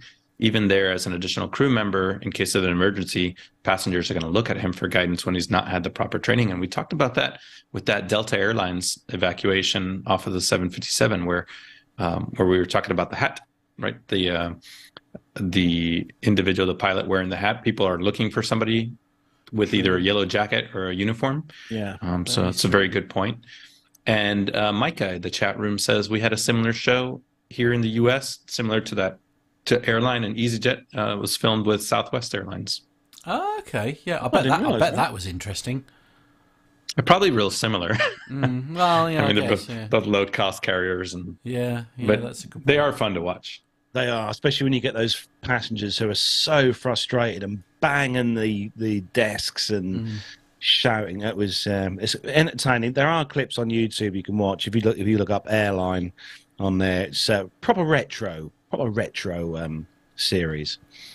Yeah, Armando, sticking with you for the oh boy, Nev, are we ready? We're gonna put on our karate headbands. Oh no, I can't wait for this. Oh hello. Here we go. What have I missed? Hang on. Oh, so this next story from thestreet.com: American Airlines follows United Airlines in taking away a passenger perk. There's a real question. Light blue touch paper. Stand well back, everyone. The real question as to whether airlines are actually putting passengers first or being forced to make them a secondary priority. Airlines have done very little to make air travel more comfortable, at least for those of us who fly coach or economy class. Southwest Airlines has largely been the exception to this, as it only offers one class of seats and has worked steadily to improve passenger comfort. Full-fare airlines, however, have not followed that model. United, Delta, American all want to sell upgraded fares. They make a lot more money, as we know in this show, selling business and first-class seats than they do selling coach or economy seats. Airlines rarely fly with unsold first-class seats. So traditionally, passengers booked in coach get on a waiting list and pay for an upgrade to any unsold higher-class seats. In recent years, many airlines have used a bidding process for those top-tier unsold seats where the person who brings to the airline the most revenue gets upgraded. Makes sense. That doesn't always mean that the highest bidder wins. It's a combination of the bid, and the value of the seat being given up. If, for example, you have an aisle seat and somebody else has a window, you might win an upgrade with a lower bid because the airline can then charge a premium to someone else for the seat that you are vacating. And at the very worst, airlines traditionally award unsold first and business class seats to top-tier loyalty rewards program members, such as Nev and I. That does not increase revenue, but it does build a stronger bond with the company's best customers. Now, thanks to American Airlines' new contract with its pilots, passengers will lose access to some of those top-tier seats. The change was also part of United Airlines' new deal with its pilots from 3 years ago. So overall, both airlines are giving pilots a fairly massive, about 40% raise. That's happening because the U.S., of course, has this pilot shortage. There aren't enough pilots to go around, and training new ones takes so much time. Training slots in schools are limited. And now one of the perks that they're writing into these contracts is that pilots are now getting first class deadheading. That is, flying first class when not piloting an aircraft between segments that they're working on a trip. It's a little bit different than commuting.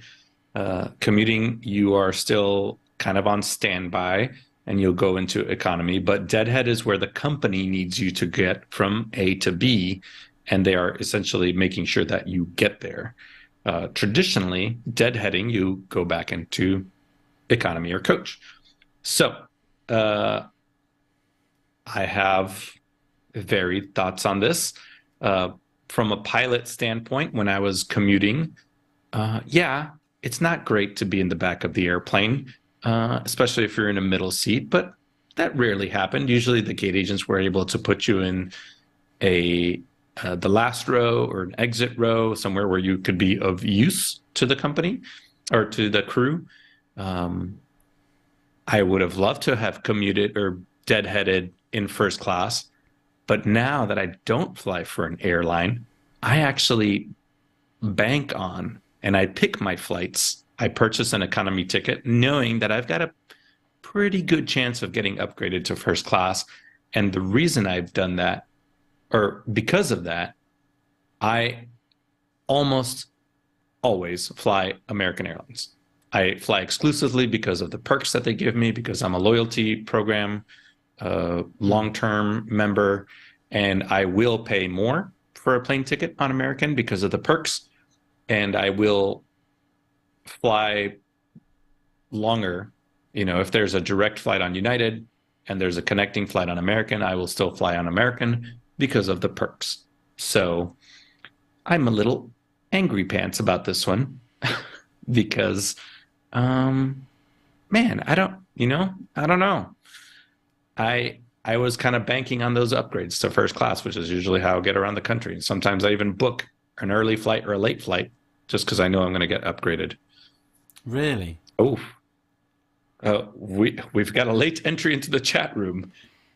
Owen has thoughts on this, but first, let me hear your thoughts on this, Nev. Well, from a crew point of view, now, if you're deadheading as opposed to commuting, there are obviously, as you mentioned, two different things.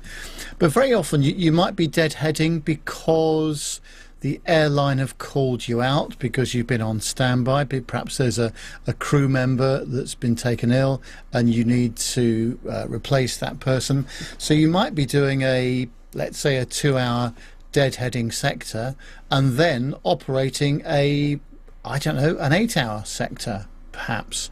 So it's in the company's and the passengers' interest that you get there in as reasonable shape as you can.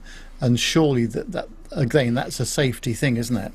We know all the conversations about fatigue and pilot duty hours and what have you. But surely this is quite an important part of it. And I do get that is different from commuting. But I would have thought that they would have made sure that if you are doing a deadheading because of unexpected operational trouble, within a set of flights, then you could get there or get home in some cases as well if you've been called out on duty, because you wouldn't have to drive home afterwards very often. So I agree with you, Armando.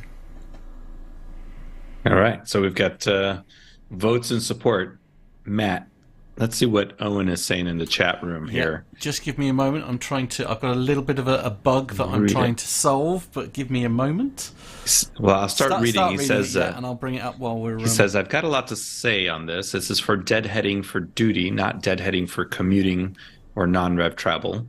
And their priority on load is only going to be higher than the loyalty upgrades, loyalty airline awarded upgrades. The thing is, it's not taking away from revenue because the airline would otherwise have awarded those seats and would be losing money on those awarded upgrades. So, yeah, I get it. And as a pilot, I would have loved to have deadheaded in first class, but as a passenger now, I'm just angry at it. Yeah, I don't know. I get why, right? Mm-hmm. I get why they're doing it. Yeah, it just relegates me back to the economy, and that is frankly unacceptable. I'll be happy to be upgraded into premium economy with Emirates after seeing what their cabin looks like on the aircraft. Oh, okay. Their premium economy product is very nice. Is it? Very nice. Is it? Okay. Oh, very good. So that brings to a close the commercial news stories for this week. Lots of discussion there. Definitely lots of discussion there. Thanks to Nev and Armando. And yes, we have got military news, but when are we going to? When should we do the book quiz, Nev? Do you want to leave that till the end? Do it after the military. We'll do it after the military, shall we? Yeah. How about that? Yes, we have got some military news, and as always, we're going to hand things over to Armando to introduce that. All right. Well, I haven't said it in a while, but Matt, let's hit that button, but not too hard because it might eject us. So. What's up, bogeys 135, 50 Angels. See what you did there. Heading 340. Okay. 108 bogeys.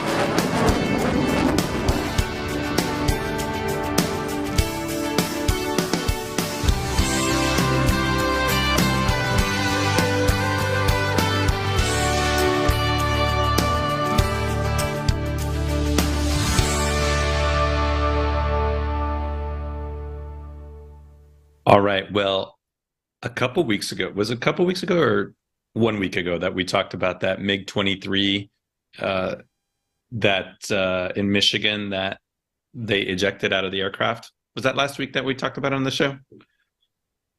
Okay. So the NTSB has actually just issued their preliminary report, and there's a little bit of controversy on this one too. Yeah. So on August 13th at about 15:15 Eastern Daylight Time, this MiG-23 UB, November 23 UB, Uniform Bravo, was destroyed when it was involved in an accident near Belleville, Michigan. The pilot and pilot-rated observer received minor injuries. The aircraft was operated as a Title 14, Code of Federal Regulations, Part 91, airshow exhibition flight. This flight was operating at the Thunder over Michigan Air Show, held at the Willow Run Airport in Ypsilanti, Michigan. The accident flight was scheduled to be the second to last act. Now, this accident airplane was privately owned, Russian-designed military fighter plane, as we know, with variable geometry wings that allowed the wing sweep angle to be changed in flight. And the aircraft was powered by a single turbojet engine with afterburner capability. Now, we get to the pilot reports. The pilot reported that the flight departed from runway 23 at Ypsilanti, followed by a right turn to a banana pass, which is a low-level knife-edge pass, along runway 23. Following that pass, he started to bank the airplane and noticed that the engine afterburner did not ignite. The airspeed then began to decrease. He brought the swing wings forward to their fully forward position, which is a 16-degree sweep, to increase lift and began troubleshooting the problem. He was actively troubleshooting the problem when the rear seat observer stated that they needed to eject. The pilot reported that he was not ready to eject and was still troubleshooting the problem and maneuvering the aircraft towards runway 27 at Ypsilanti when his ejection seat fired and he was out of the airplane. He stated that if either occupant pulls the ejection handle, both seats eject. Of course, that's by design. Now, the rear seat observer stated that the airplane made a pass along the runway and that the plan was to go left for another pass, followed by a landing. He stated that the engine was not accelerating. He and the pilot had a brief discussion and began to climb up and gain altitude. They then determined that they had some type of engine problem. Now, keep in mind, this is the observer's statement, and needed to get back on the ground. He stated that they determined they did not have sufficient altitude to make it to the runway at the airport. He said they were compressed for time and needed to get out. When asked if he had pulled the ejection seat handles, he stated that he could not specifically remember, but he thinks he would have pulled them. Video evidence indicated that the plane was indeed in a left bank when the ejection seats fired, and the airplane continued in the left bank and descended into the ground about 1 mile south of the approach end of runway 27. The wreckage path was about 600 feet long. And of course, there was a post-impact explosion and fire, which I think you guys showed some video and pictures. So interesting now that the statements have come out that the NTSB says it was the pilot-rated observer that actually pulled the ejection handle. Lots of discussion on the internet forums about this one. And of course, what we don't know is who was the pilot-rated observer in the back seat. It could have been somebody just going for a joyride, or it could have been some old, retired fighter pilot that knew better and was ready to punch. My gut instinct is that an average pilot just along for the joyride would not reach down for the ejection handle without the pilot in command actually saying to do so. So, what do you guys think? Well, they were just after the old tie, weren't they? Yeah. Yeah. Oh, I wonder who does make the ejection seat for the MiG-23. I don't good know. question. I don't know if it's Martin Baker. Actually, that would Probably be not. interesting to find out. I don't think it is, but Probably not. Micah, I bet you Micah will come up with an Mike will answer in know. the He'll chat. know. Really interesting. Can you imagine the owner? Of course, at the end of the day, they're both alive to make statements to the NTSB at least. So regardless of the fact that the aircraft was destroyed, they are both, and nobody on the ground was hurt. They are both alive to tell this story. So I wonder if there's a little bit of animosity between the owner and operator and pilot of the aircraft and the passenger. But again, at least they're alive. I mean, there is that. There is definitely that. Captain Cruz has said who the seat is manufactured by, but I'll let you say who the manufacturer is, Armando. Gotcha Getutov. Bless you. Yeah. I must we could have. Yes. That could also be a breed of dog in Russian, and we wouldn't know the difference. So Indeed. Masha says, in Russia, the seat ejects you. Okay, we're a little political now. Moving on. And next story, please. Someone, quick. Oh, that's brilliant. Well done, Masha. Next one comes to us from Reuters.com. And it's, not being a huge military buff here, but one of my favourite aircraft is the F-16. It always will be. Norway is going to donate US-made F-16s combat aircraft to the Ukraine. Finally, it's happening. The Norwegian Prime Minister announced during a visit to Kiev on Thursday, joining an effort led by the Netherlands and Denmark. F-16s have been on the Ukraine's wish list for a long time because of their destructive power and global availability. The fighter jet is equipped with a 20mm cannon and can carry bombs, rockets and missiles. So how many F-16s will the Ukraine get? So Denmark are going to deliver 19 jets in total, with the initial 60 around the end of this year, followed by 8 in 2024 and 5 in 2025. Danish Prime Minister Mette Frederiksen said on August the 20th. The Netherlands has 42 F-16s available, but has yet to decide whether all of them will be donated. Quite nice for someone to donate an F-16. Donate one to me if they like. Denmark this month began training 8 Ukrainian pilots in flying the jets, and the Danish Armed Forces said. The 8 pilots arrived at the Danish military airbase in Skrydstrup, along with 65 personnel who will be trained in maintaining and servicing the jets. Greece will also take part in the training, Ukrainian President Volodymyr Zelensky said. And also from the Air and Space and Forces.com website, the US will train Ukrainian pilots and maintainers on F-16s at Morris Air National Guard Base in, is it Arizona? Yeah, it is Arizona, isn't it? Yeah. Yep. In October. Pentagon Press Secretary Air Force Brigadier General Patrick S. Ryder announced on the 24th of August. It's the most direct American involvement yet in the international effort to equip and train Ukraine with fighter aircraft.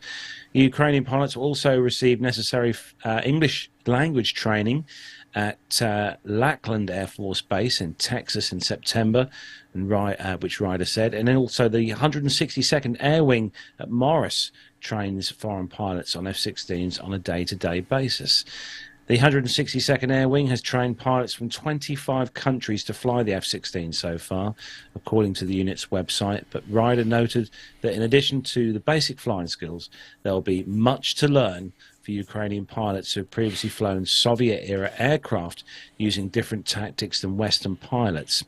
Experts have said Ukrainian pilots need to be trained in Western tactics to be successful, especially to make the best of the US-made F-16 aircraft. I mean, it's safe to say that there are a few of these F-16s about. I know you've got a desert somewhere in the US, haven't you, Armando, that's got a few of these. There's got to be 100 sitting out at Davis Monthan at AMARC.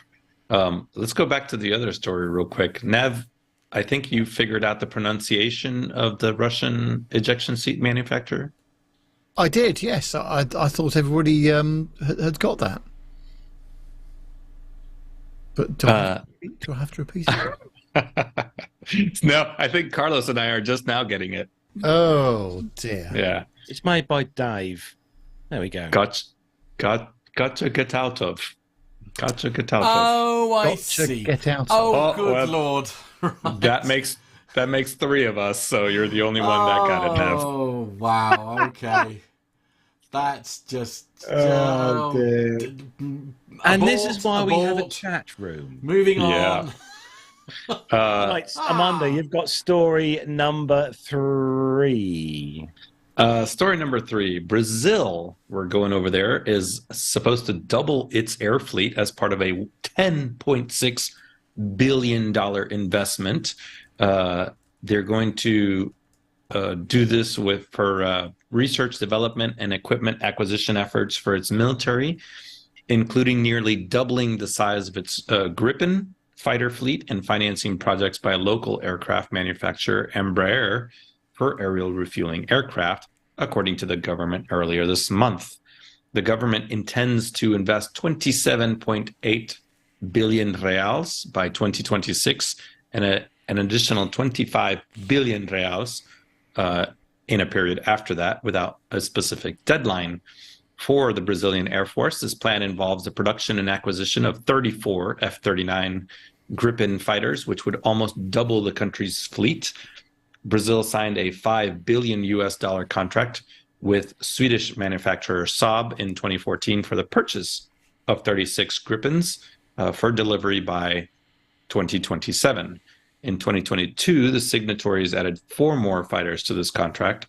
So of the 40 now on order, Brazil has received 6, with 4 in operation, and the contract stipulated that assembly for 15 of those F-39 Gripens would take place at Embraer's factory in Gavião Peixoto in the state of Sao Paulo. The deal also included a technology sharing agreement between Brazilian engineers and Saab. Another program under the same effort, the purchase of 9 C-390 Millennium aircraft, initially known as the KC-390, produced by Embraer, along with the development of a refueling version of that aircraft. Besides its military role, the KC-390 can be used in national and international humanitarian aid actions, such as supporting public emergencies, natural disasters, and firefighting. The government website also announced that they are converting 2 Airbus A330 aircraft into aeromedical and aerial refueling aircraft. So Brazil getting a big injection of cash into its Air Force, and we should see some modernization there, which is kind of interesting because they really are kind of a powerhouse in aircraft manufacturing. Embraer is. I'm actually surprised that they hadn't done this earlier, but glad to see that they're going with Saab for the aircraft, kind of proven aircraft, the Gripen. They must have big banks to raise all that money. What is it about Saab that makes them so appealing then, Armando? Well, I think as a smaller manufacturer, for some countries, I would think that it's actually easier to deal with the design, delivery, aftermarket process than dealing with Boeing or Lockheed. Right. Right. And to be honest, F-35s are expensive, very expensive. So for the money, you can get some really great aircraft like the Gripen that has been proven time and time again without having to spend as much money as converting your fleet over to F-35s or F-20, or not F-22s, but F-15s or something like that. So I think bang for the buck, you get a lot more. And they're, as a smaller aircraft manufacturer, they're probably a lot easier to work with for your specific needs. Mm. But again, I'm not spending billions of dollars. No, I know. I was going to say. I don't know. I guess I'm sort of thinking, like in terms of military and stuff like that. You perhaps want to go with the big boys and girls because I don't know. I don't know whether it would give you more reliability or more bargaining power, if you like, to get cheaper prices and stuff like that.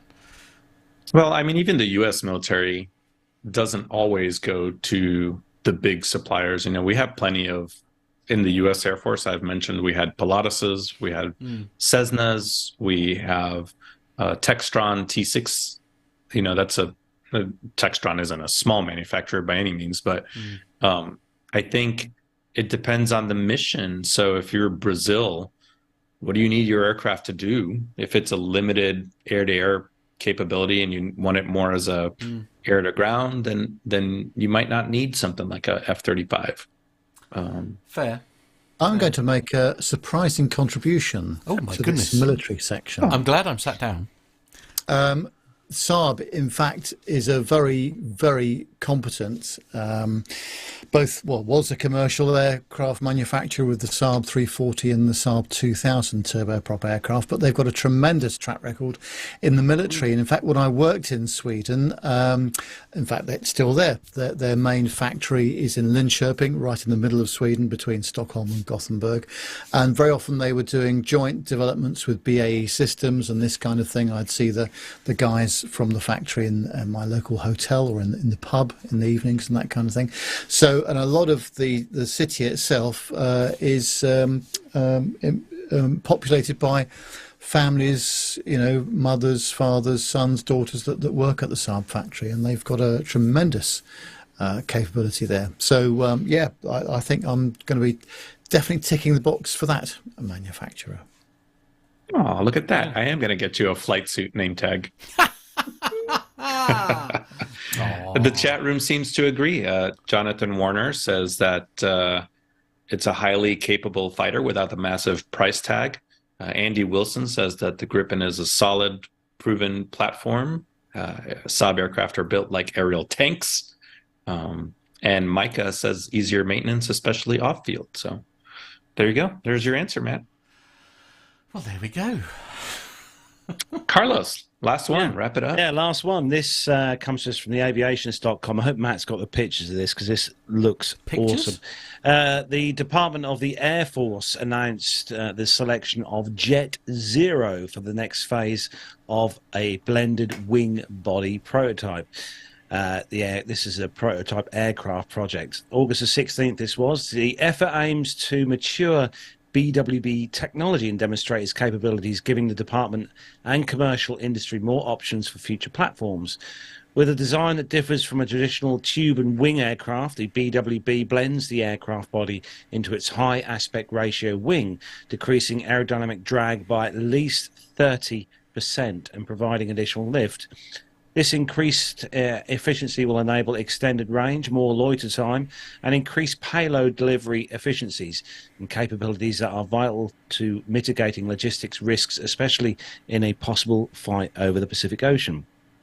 The Californian startup Jet Zero unveiled a multi-mission design called Z5 Targeting the mid-sized commercial unit and military tanker transport markets back in April this year.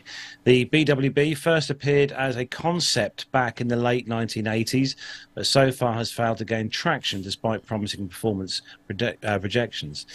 Now, Jet Zero believes this configuration is best suited for current mid-size airliner market and US Air Force needs.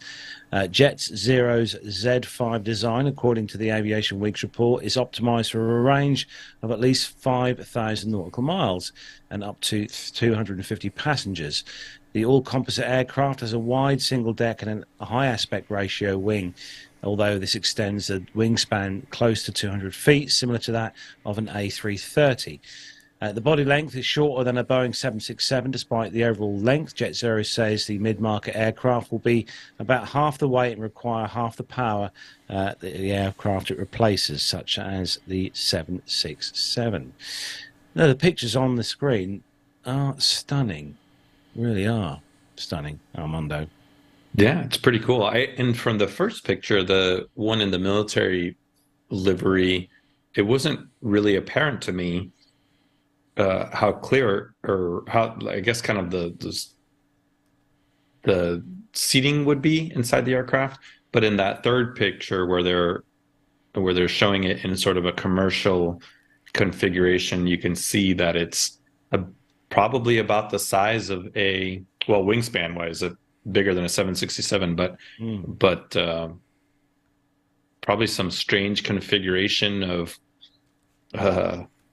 diamond, two first class seats, and then 4, then 6, and then 8, and then maybe 10 across with 2 or 3 aisles. It looks pretty wide. Really interesting. I wonder how many seats across there are in the commercial configuration. I'm just trying to find where the rudder is on that first picture, Armando. Well, it doesn't look like it has one. I think it probably works just like a B2 or a B-21 Raider with its sort of, I don't know, I forget, flaperons or whatever they call them. Flaperons is what we called it on the Osprey. Very cool airplane, though. It does look like a cool airplane. Hopefully we'll get to see it at some point before we all retire. Now, Nev, you have got a to the book competition, which is there's a lot going on with this week, isn't there? Well, the whole show's been full of controversy, and let's not stop it now because we're into the competition and we've got some interesting things to talk about. So first of all, last week's question was, well, we all know Matt's favourite aircraft is the Boeing 747. British Airways operated a fleet of these aircraft on the UK shuttle routes and medium haul operations for many years. I certainly enjoyed travelling on them. How many 757s did BA operate in total? The answer is 46, and we have a winner of the book. The book is Stanford Tuck, Hero of the Battle of Britain, which is written by Helen Doe. And the winner this week is John Falk. We've got your address, John, so I'm going to send this to you first class post tomorrow.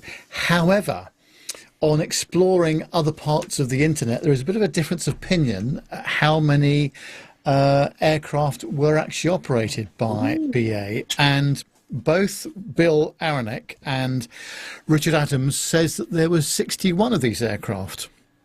So I'm not in a position to judge either way. However, what I'm going to do is I'm going to send a copy of the Red Arrows programme to Bill and Richard, which we picked up at last year's Jersey International Air Display. These were kindly donated to us by display manager Doug Smith.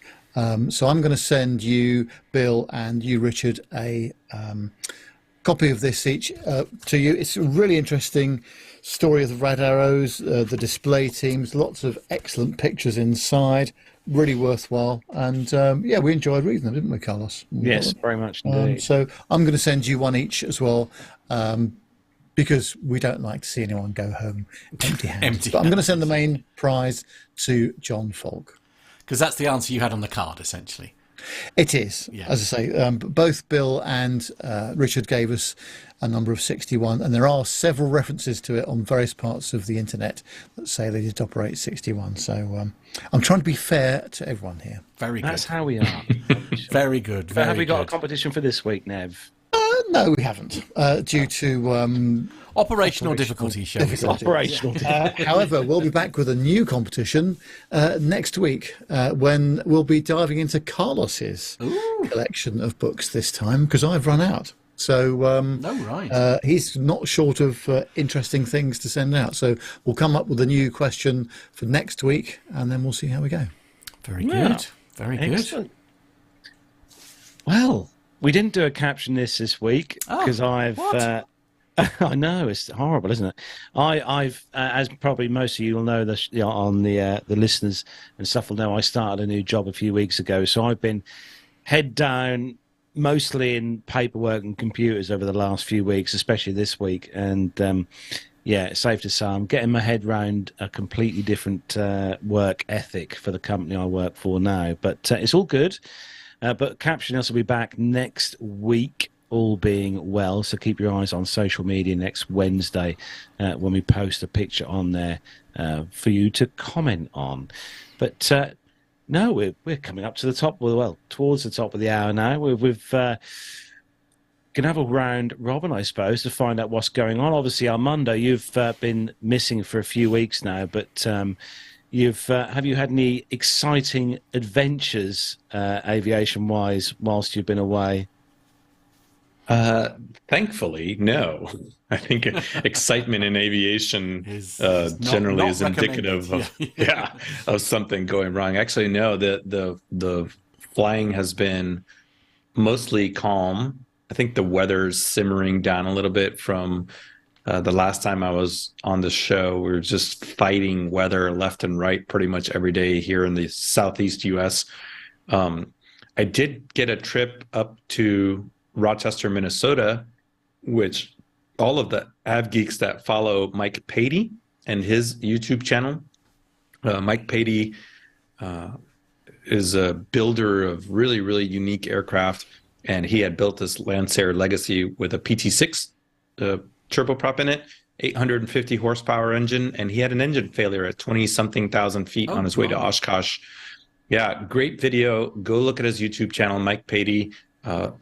The way that he remained calm and spoke with air traffic control while picking an airport and getting the airplane, keeping in mind this is a very much off the reservation kind of airplane. There's not a lot of numbers published for it, so it's not like you have a best glide or anything like that. You just kind of fly it by the seat of your pants.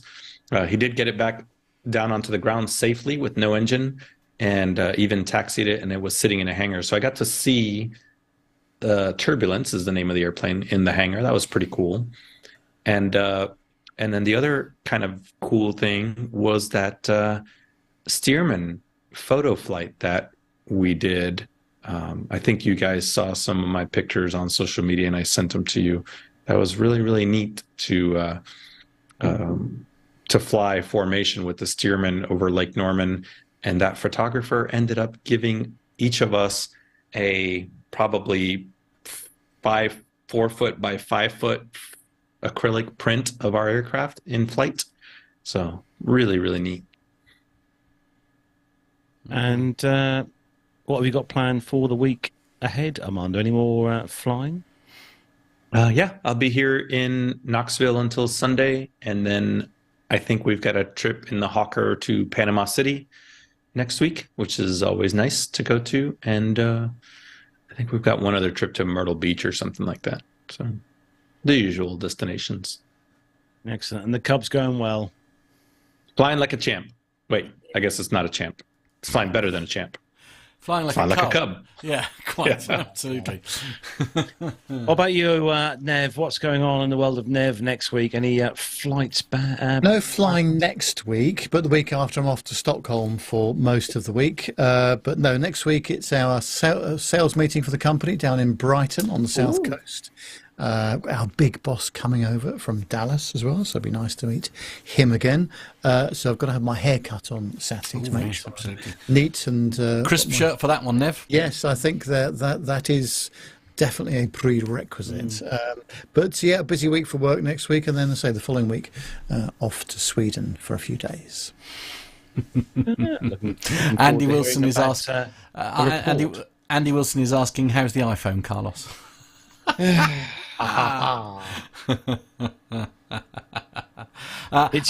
It's a useful music player. It's a useful music player. Well, that's very, very nice. And by the way, if you missed the artwork from last week, by the way, just so that you could see sterling work there by John. I shall keep this in the armory for anyway. So Matt, you are off to see John tomorrow. Can I just say, indeed, on behalf of all the team and the chat room, don't forget to say a big hello to John when you see him tomorrow. I will pass on the love. I absolutely will. Can I just say, by the way, comment of the evening for me goes to Captain Ridiculous Wits, as it often does. It's usually shared between loads of them. But I say, today I think Captain Ridiculous Wits has the win. It's just like Nev basically became Oprah there for a minute. You get a Red Arrows book. You get a Red Arrows book. Sharing the love. That's what we love. Yeah. Yep. Excellent. There we go. And next week I shall be mostly working myself. Although today I will just point out that this afternoon I had two. I don't know quite why there was just only two, but I had two of the Red Arrows display team fly over around 1,000 feet, which was quite interesting to see flying over. But don't know whether you heard them, Matt, or not when you were at work? No, I've had a bit of a busy day, to be honest with you. I barely came up for air most of the day, to be honest. Talk about throwing me in at the deep end. Yes. Now, before we wrap up, I know he was in the chat room very early on. I think he literally dipped in and dipped out. But before we wrap up the show, can I just say that tomorrow it is a big day for one of our community members.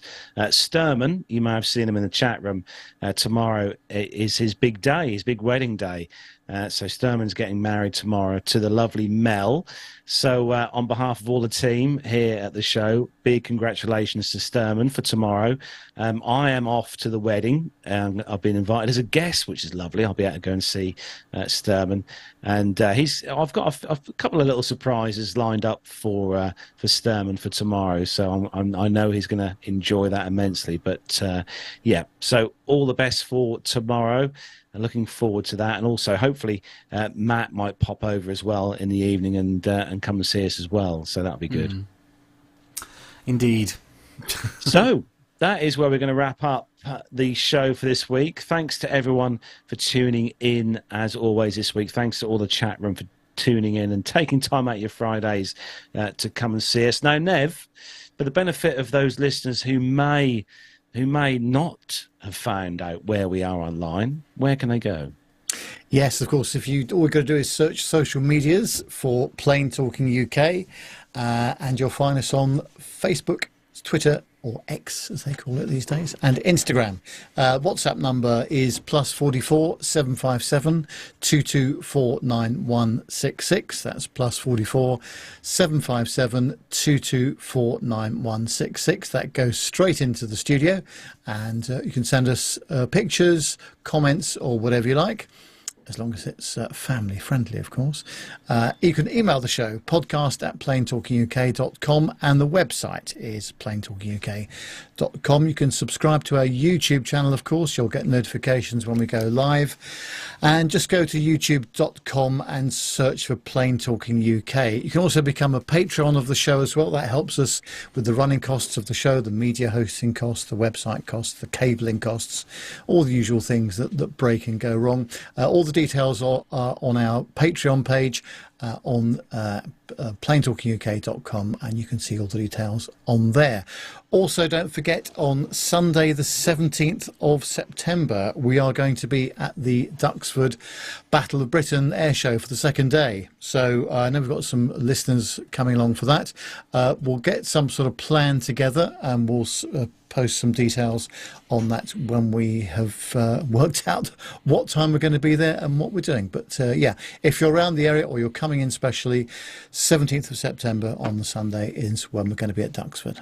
Yeah, hopefully we'll see as many of you all there as we can. Don't forget to check out our Facebook page as well, where there is a little post on there. We put about what that date is and where you go to Duxford to get there.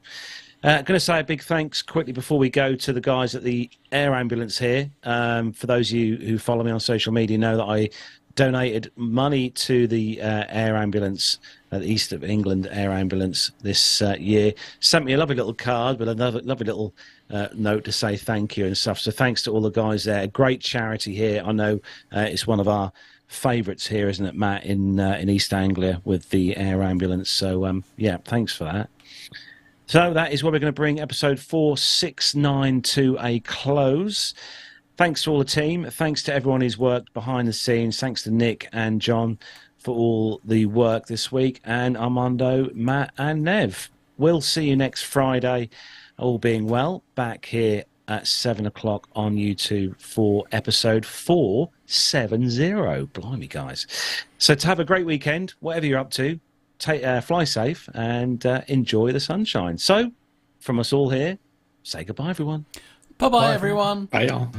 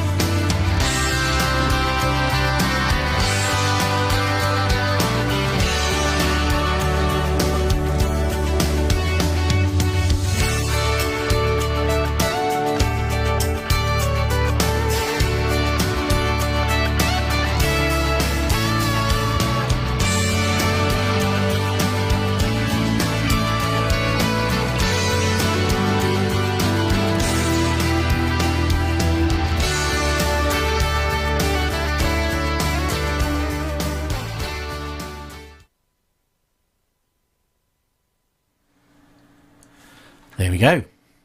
There we go. That's a wrap, everybody. Good work, everyone. Good work. Yeah, Only a job small this amount week. of editing to do.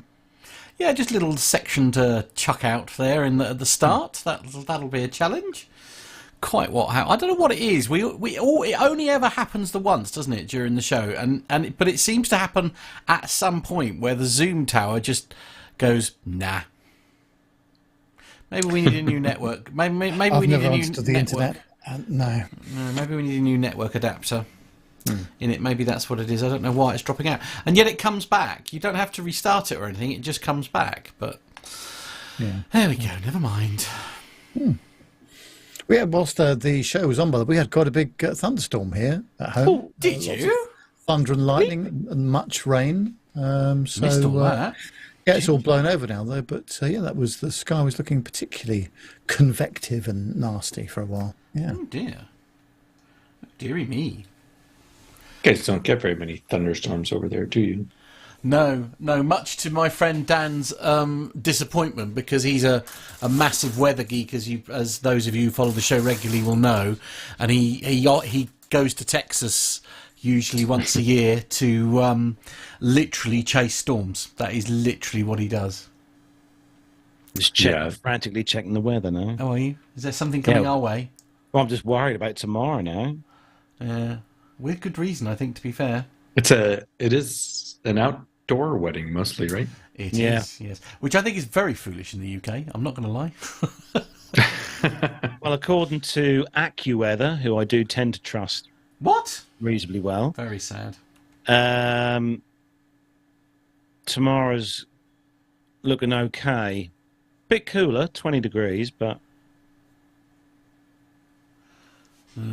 yeah, you must come tomorrow, Matt, if you can, because they've got a hog roast van and a stone baked pizza van there, Yeah. Okay.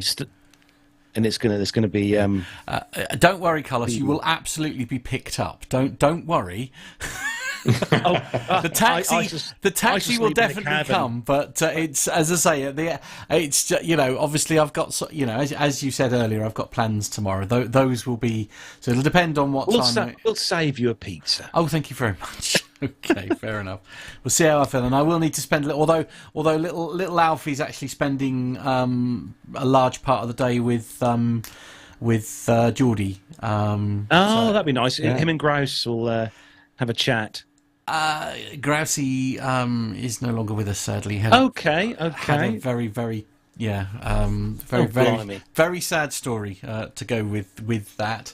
So Alfie is acting as comfort, shall we say? Comfort. Yeah, indeed. And I have no doubt he'll be absolutely charming, as he always is.